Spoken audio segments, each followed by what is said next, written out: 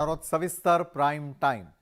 ठाकरेंच्या शिवसेनेनं अंधेरी रणसंग्राम जिंकलेला आहे। मशाल चिन्ह आणि शिवसेना उद्धव बाळासाहेब ठाकरे पक्ष असं नाव घेऊन पहिल्यांदाच मैदानात उतरलेल्या ठाकरेंच्या पक्षानं विजय मिळवल्यानं पक्षामध्ये उत्साह संचारल्याचं पाहायला मिळतंय।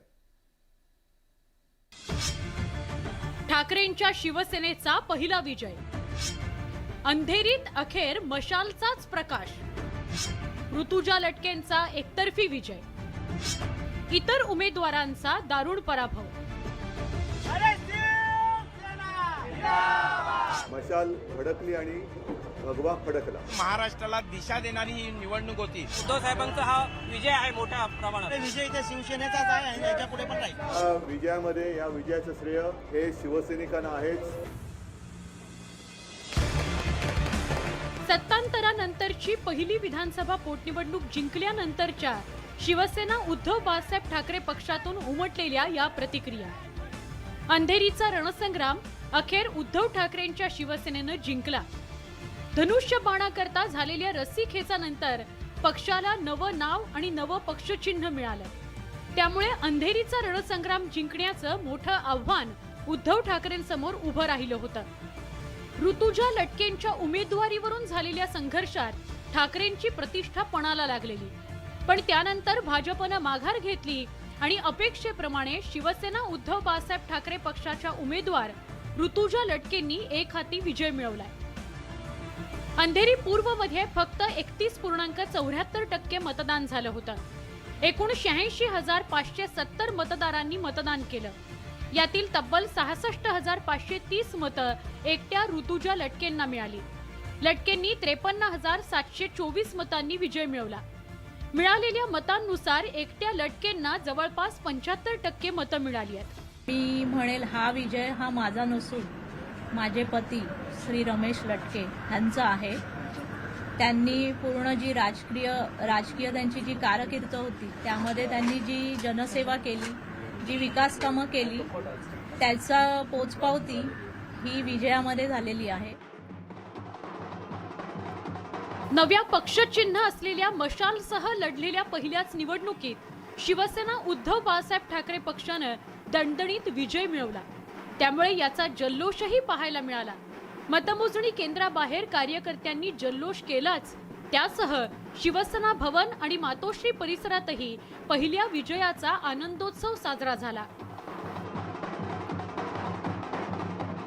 मशाल ही आता इथपासून अंधेरीपासून सुरुवात झालेली आहे। ती महानगरपालिका ते महाराष्ट्राची विधान भवन इथपर्यंत मशाल पुढे गेलेली असेल। या विजयासह उद्धव ठाकरेंच्या नावानं असलेल्या शिवसेना पक्षानं विजयी सुरुवात केली। त्यामुळे या विजयानं पक्षात नवा उत्साह संचारल्याचं बघायला मिळालं। स्वतः उद्धव ठाकरेंनीही या विजयानंतर मतदारांचे आभार मानले, सहकारी पक्षांचेही आभार मानले। विजयानं सुरुवात झाल्यानं भविष्यातील लढाईची चिंता नसल्याचं सांगत ठाकरेंनी विरोधकांना इशाराही दिला। मशाल फडकली आणि भगवा फडकला, याचा मला नक्कीच अभिमान आणि आनंद आहे। या विजयामध्ये या विजयाचं श्रेय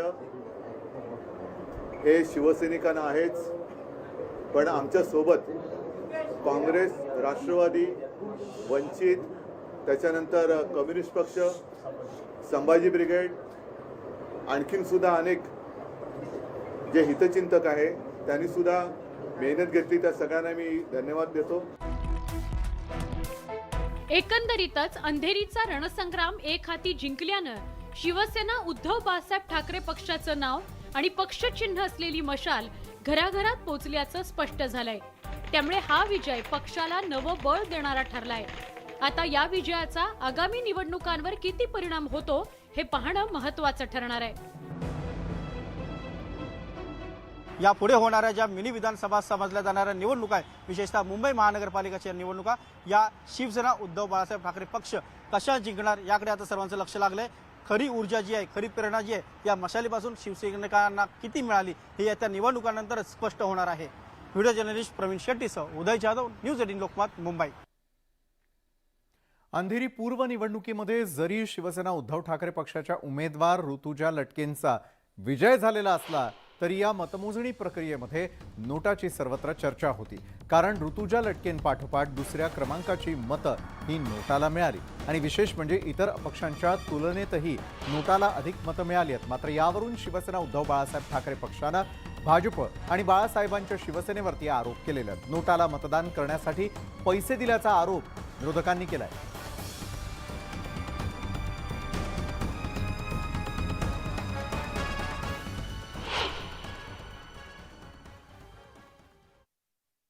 नोटाला सगळ्यात या निवडणुकीमध्ये जवळपास 12,000च्या ही कदाचित काय झालं, एक म्हणजे आमचं नाव गोठवलं, चिन्ह गोठवलं. या निवडणुकीच्या निमित्ताने ते गोठवलं होतं आणि ज्यांच्या मागणीमध्ये ते गोठवलं ते तर या निवडणुकीच्या रिंगणाच्या आजूबाजूला सुद्धा आले नाहीत. मात्र त्यांचे करते करविते त्यांनी पहिल्यांदा अर्ज भरला आणि नंतर एकूण त्यांना तो जो काही एक अंदाज आला त्याच्यानंतर त्यांनी सुद्धा माघार घेतली. त्यांनी जर का निशाणीवरती निवडणूक लढवली असते तर ही मतं त्यांना मिळाली असती. नोटाचा प्रचार हा म्हणजे त्यांनी जरी मागे उमेदवारी घेतली होती तरी लोकांना सांगण्यात आलं, आपल्याकडे व्हिडिओ क्लिपही आल्या की तुम्ही नोटाचा असा प्रचार होत नसतो. नोटा म्हणजे एखाद्या म्हणजे तुम्हाला कुठलाही पक्ष मान्य नाही तेव्हा तुम्ही नोटावर बटन दाबलं जातं. त्यामुळे ही पूर्णपणे जबाबदारी मतदारांची होती आणि हा प्रश्न तुम्ही मतदारांना विचारला पाहिजे की त्यांनी का नोटावर मतदान केलं म्हणून. नोटांचा प्रचार काही ठिकाणी पैसे देऊन केला गेला अशी जी आम्हाला माहिती मिळत होती, आम्ही निवडणूक आयोगाकडे, पोलिसांकडे वारंवार तक्रारी केल्या, परंतु कुठलीही कारवाई पोलिसांनी केलेली का नाही, कुठलीही कारवाई निवडणूक आयोगाने केलेली नाही आणि त्याच्यामुळे नोटांचा प्रचार करून ही मिळालेली मतं आहेत आणि त्यामुळे अशा प्रकारची मतं ही गैरपद्धतीने मिळवलेली आहेत आणि म्हणून नोटा विरुद्ध शिवसेना आणि महाविकास आघाडी अशी लढत झाली, परंतु प्रचंड मताधिक्याने शिवसेनेच्या उमेदवाराचा विजय झालेला आहे. महाविकास आघाडीच्या वतीने ऋतुजा वहिनींना पक्षाने उमेदवारी दिली होती. त्याला त्या ठिकाणी भारतीय जनता पक्षाने आपल्या उमेदवाराचा अर्ज मागे घेतला, परंतु पाटील खंजीर खुपसल्यासारखं भाजपाने ही भूमिका या ठिकाणी घेतलेली असं माझं मत या ठिकाणी आहे.